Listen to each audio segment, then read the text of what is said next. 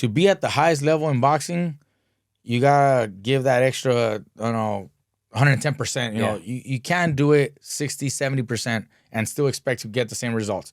Even if you're at 80%, 90%, the other guy that puts in that extra, work, extra hours, he's gonna reward. He's gonna be, more. He's gonna be growing more. He's gonna be just the edge. He has the edge, exactly. So in our case, my dad and my brother Robert, we have a system that has worked, and the work speaks for itself. The results speak for themselves. My dad has a system that he likes to apply to the fighters, and now Robert is doing the same, where we map out the weeks of camp. Mm-hmm. If it's 10 weeks of camp, we map them out. He knows how many minutes we're going to be running on each specific day, how many rounds of mitts, how many rounds of heavy bag, speed bag, all that.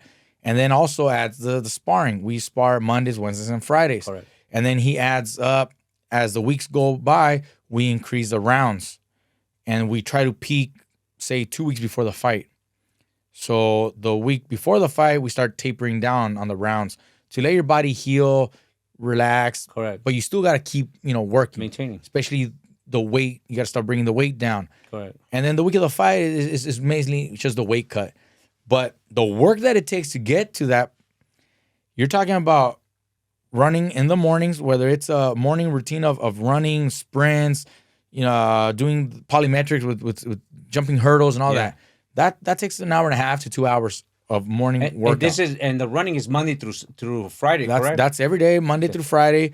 And then on Saturdays, sometimes we would alternate. Sometimes we would do a running day, or sometimes we would do a boxing day on Saturdays in the morning. Just depends on how the week went and how your body is feeling. But Mondays through Fridays, it's a morning routine. Like I said, running, either at the track or sprints and hills, whatever it may be. But it's a morning routine, an hour and a half, 2 hours. Followed by the gym in the afternoon. I always used to train in the afternoon. But in between that, Mikey, like say you run in the morning, you go eat your breakfast, you relax, you go to sleep, take a nap. Yes. After a run, I would always go home, get my breakfast, sleep some more. Yeah. Wake up, maybe get a little bit of a lunch, some kind of lunch in the middle of the day. Mm-hmm. And you're resting. You want to rest. Resting is part of training. Yeah. You want to rest your body, heal your body so that it can perform at the highest level possible at the gym. Yeah. And then we go to the gym, and that day could be, like I said, a bag day with mitts and all the heavy bag equipment, all the speed bag, all that. Or it could be a sparring day. If it was a Monday, Wednesday, Friday, it's a sparring day. And after the sparring, you do the rest of the work too. You do the heavy bag, you do the mitts or whatever, on the schedule. Out of all that, finally, when you're done, you do a little bit of, workouts with a strength coach. If you have a strength coach, if not, you do it on your own. Early on, we just did stuff on our own. And not a lot, but we do it on your own. Eventually, you might hire someone, maybe, if you can afford it. You hire someone, or if he's part of the team. But I mean, once you're done with the day, I mean, you're exhausted. You're beat up. Oh yeah, you're beat up. So you get home, you get your dinner, your body's exhausted. You want to go to sleep. You want to go back to sleep. Yeah. You want to go straight to bed. Maybe you kind of chill a little bit with your boys right there while you're eating dinner. Yeah. Relax, unwind a little bit, from the day and crack a few jokes, whatever. But your body's tired, so you go to bed, you hit the bed, go to sleep, because next morning it's all over again. And you do that for 10 weeks.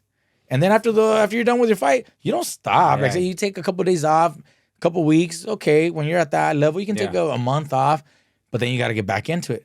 You got to get back into it and get in shape again. And then once training camp starts, it's all over again. So it's a lot of work, a lot of time, and it is. It takes away a lot of your time also, like away from your family, away from the family, from friends. So when I was in boxing, training and fighting, forget about any type of birthdays. Forget about, school, baptisms, graduations, anything that has to do with holidays or anything like that. Forget about that. You're in training. Everybody else could be celebrating. Even losing sometimes the birth of your children. I missed my daughter's birth. Yeah. My firstborn. Wow. I was at a fight. I had to go to a fight, and my daughter's being born.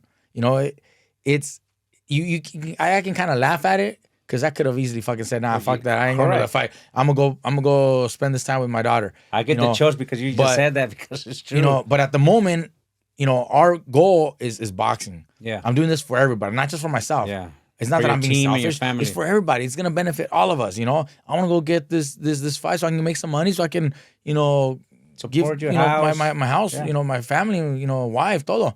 Now looking back, I'm like, I probably could have taken another fight a couple weeks later. But at the moment, our mind is boxing. It's working. You got to put boxing in front of everything else. Yeah. My birthday's in December. For some reason, I fought a lot of times in January. So since November, we're in training camp. Yeah. November and December para pelear, and so we can fight in January. Yeah. So forget about Thanksgiving. Forget about my birthday. Forget about Christmas. Forget about New Year's. It's like I'm in training camp. See, that's the people don't see that. That's the thing. They just see, oh, he's just fighting. Nah. Great, he became a Roach. They don't see the sacrifice that you went through, man. Missing your wife's birthday, your kids' birthday, school graduations, all that. A lot of times you miss out on what everybody else gets to enjoy.